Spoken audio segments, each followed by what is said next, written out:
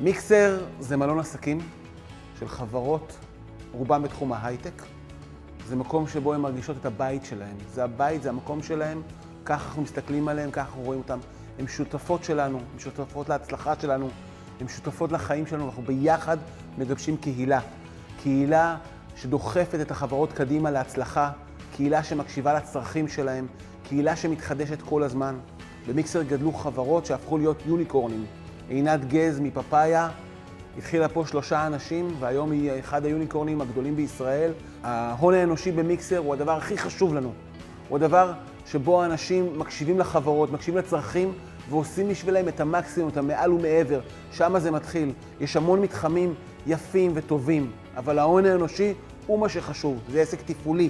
זה עסק שיום יום צריך לפתור פה בעיות. בעיות ללקוחות, בעיות במבנה, ואנחנו כל הזמן עוסקים בהתחדשות של המיקסר. מבחינתנו, חברה שיושבת במיקסר היא חברה שלנו. ככה אנחנו מתייחסים לדבר הזה. אנחנו גם בונים בצורה ובשיטה שתאפשר להם להצליח. אנחנו יודעים לבנות להם את האשכולות שלהם. אנחנו נמצאים פה מבין חדר לאחד ועד קמפוס שלם שיכול להיות לחברה שלמה, כמו שהייתה וויקס בגן העיר.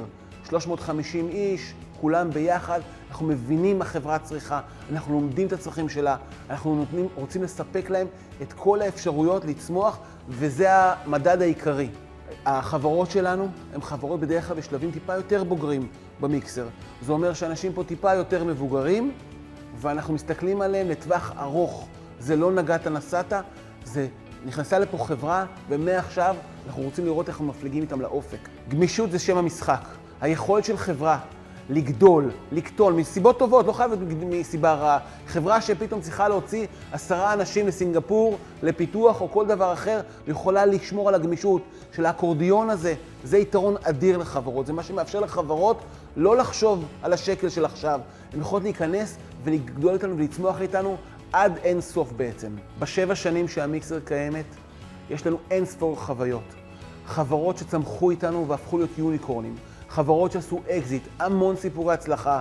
לצידם גם צריך להגיד, גם סיפורי אכזבה שקיימים. אבל זה המשחק. אנחנו אחד מהעוזרים לקטר, למנוע הזה שנקרא הייטק. אנחנו גאים להיות במקום הזה, אנחנו גאים לצעוד על החברות שלנו, ואני מקווה שיהיו לנו הרבה סיפורים של הרבה אקזיטים והרבה יוניקורנים שיצמחו אצלנו.